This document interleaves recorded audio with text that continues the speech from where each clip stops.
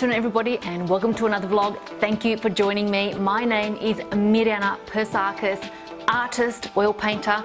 I don't know what definition you'd like, but I love creating and using different ideas to create artworks. Predominantly, of course, I love painting, but in today's vlog, I'm actually going to show you contemporary artworks that you guys can create at home using the materials that you have in your kitchen cupboard.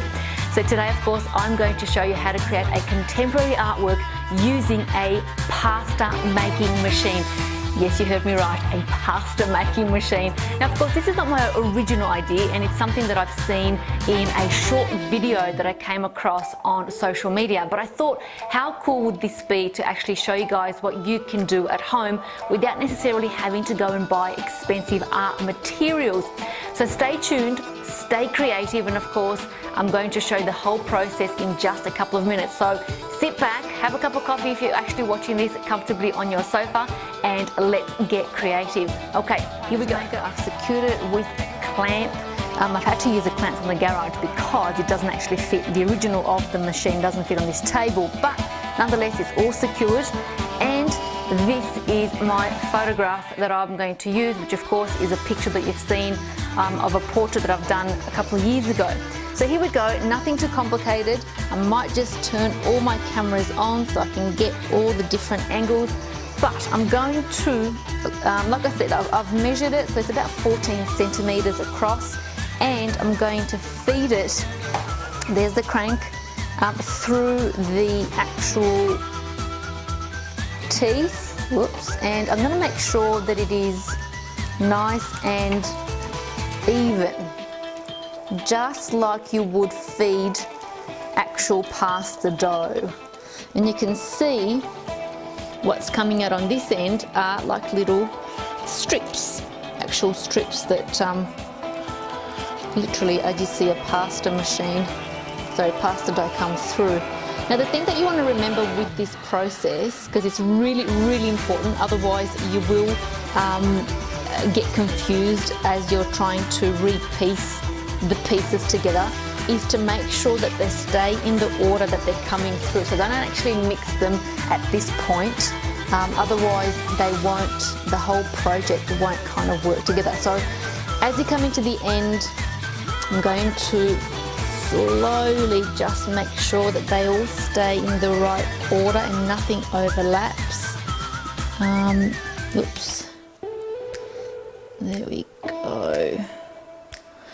Now I'm going to put my hand right on top of that and literally pull that through as there we go. So that's the finished process of cutting the strips using the pasta machine. So the next stage is to now reassemble these pieces in a opposite format, and I'll show you how I've got the cutout processed through the actual pasta making machine, and I've made sure that all those little strips are in alignment.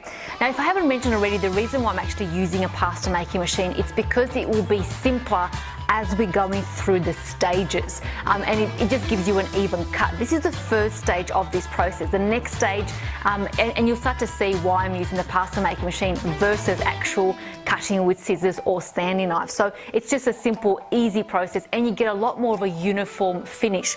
Now, I've used a person's face or a portrait simply to give you a much better perspective, because you'll be able to see what actually starts to happen. Your brain will start to see what starts to happen as you're using photograph. Now, of course, you can use any photograph that you'd like, but in this case, like I said, I'm using a portrait simply so that you start to see and your brain starts to put together the puzzle as to how this is going to work, okay? But like I said, you can use any photograph that you'd like that you can feed through the pasta making machine, okay?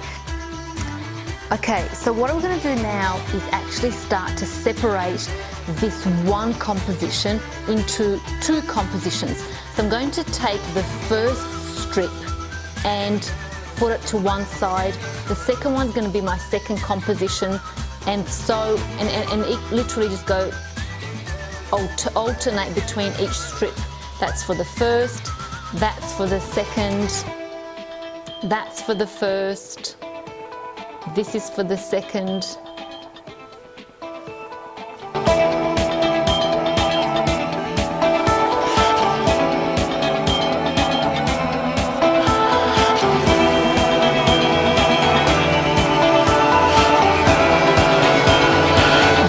Same little girl as what we started with before, except what you can start to see is that in this particular photo up here, the mood is a lot more happier, a lot more jolly, whereas in this particular photograph here, we've got a little bit more of a sadder feel.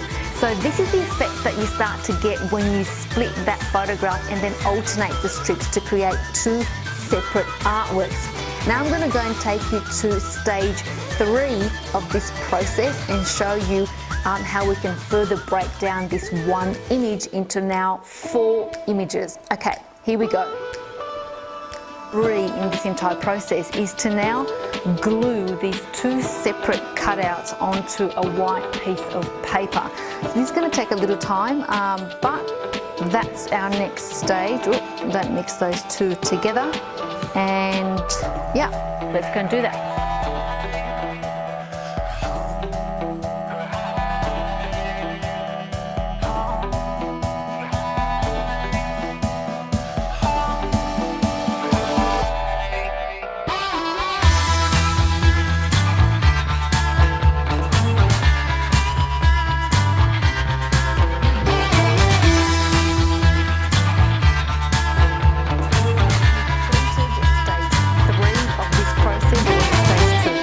What stage we're up to. So nonetheless, I've put the actual 2 separate, there we go, compositions on a white piece of paper, and I've glued them down just so that I can now rerun them through the actual pasta maker for the second time.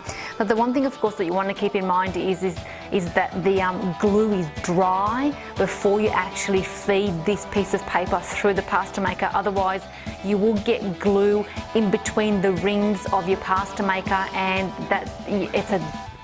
let me just say, it's awful cleaning it, and making pasta after that, it's going to be an absolute challenge. So make sure, please, that everything is dried and able to be used. Otherwise, you will have to then throw away that pasta maker, because I don't advocate using glue in food, just as a FYI. So just be mindful that you follow the correct process in order that your machine can be used again for food safely. Okay, so like I said, I've put them down on a piece of paper, and you can see that, I'm going to bring that closer, they're the 2 separate compositions via the strips that we cut from one photo. Now we've created 2 separate compositions, and what I'm going to do is actually trim them at the top and bottom and just leave the face only so that I can refeed that through the actual measurements of that pasta machine. Otherwise, I want to feed it in this way, which is the way that I'm going to go, and it's just going to be difficult because the machine's not wide enough in accordance to the dimensions of the paper. So I will trim them at the top and bottom just so that I can get it through. So I'm going to leave that to dry for a little while, and then I'm going to do the next stage of this contemporary artwork creation. Okay, so I've trimmed the actual composition. So there you go, you can see I've cut the top and the bottom, and that's just so that I can feed that piece of paper through the pasta making machine this way down. Okay, the paper was far too wide and was never going to fit through that anyway, so this was the next best thing, to actually trim it and to show you guys what you can achieve from that one photo into now 2 compositions. And if you can take a guess, yes, you're going to get now 4 different compositions, so, or 4 different faces I should say. But anyway, let's go through the process and feed this particular piece of paper through the pasta making machine. Okay, here we go.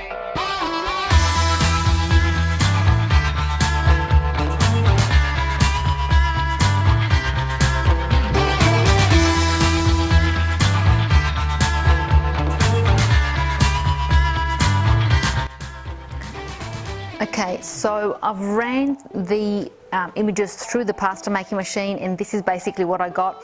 Again, a word of warning, you have to let things dry, because what you're doing is actually cutting up the photo, and what it looks like is little pixels. And so if the glue and the photograph before that you've put on are not dry, then you'll lose the little squares as you're running the actual image for the second time through that machine. So just be mindful of that. I'd recommend that you wait at least overnight and weigh it down with something. But because I want to show you this in real time, you know, some of the squares have actually jumped off, but that's okay. So again, with the same process, we're going to take the alternate strips and then separate them to create again another contemporary image that from what we started from before. And just as a reminder, I did use a photograph for this exercise simply to show you what you can achieve and that the image still is recognizable. But again, you guys could use any photograph that you'd like in order to create these contemporary looking images and artworks with photographs that you like. It's just a matter of following the process and the rules of cut, paste and separate. Otherwise, if you don't do that in that order, then yeah, your image is not going to actually work out. So here we go. So as we started with one photograph, now we've got 4. And like I said, ignore these little bits that are missing because I've actually lost the squares simply because the glue wasn't dry in the initial time that I put the photograph on, and so when it went through, the little squares kind of jumped off. But there we go. So there's that image that I started off with, the little girl on a bigger photograph, and I've put it through the pasta machine twice, and now I've got 4 separate images, and they actually all look really, really different. So this is the exercise that you guys can do. Again, you can make from 4 into 8 simply by re-gluing all of that back onto another white piece of paper and then running that these images the separate way again through the pasta machine. And all this does, basically, the simple concept is that it creates these smaller and smaller pixels, or I call them pixels, just like in a TV or a camera. But these are little squares, and so that's how you're able to get these images. So you guys can create whatever you'd like with whatever photographs.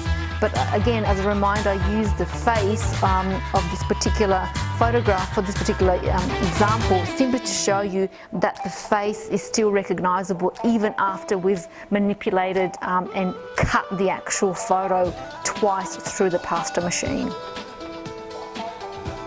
So there you go, that was a simple exercise in how to utilize a home appliance that's in your kitchen to create contemporary artworks and artworks that are unique to you. Just remember that when you use the pasta making machine, in this particular case glue, you need to allow that glue to dry at least overnight so that A, it doesn't ruin your pasta making machine, and B, when you're actually recutting those photographs, the squares will be so small that you don't want them coming out and unpeeling from the paper. So that's a simple exercise that you guys can do. I think you can create incredible artworks from these little squares that the pasta machine can cut out for you. And the reason why I actually chose to use the pasta maker is simply because it gives a uniform cut. That's really, really the reason. At the end of the day, you can use scissors or a Stanley knife under supervision if you aren't very confident with those 2 utensils. But ultimately, I think the pasta machine is a lot more fun, and it's different. It's quite unique and it's quite different.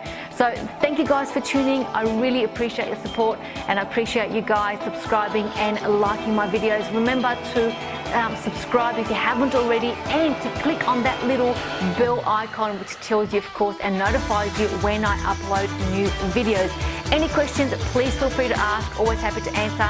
And as always, stay creative. Remember that you are 1 out of 7 billion, which makes you incredibly, incredibly unique. Until next time, bye guys.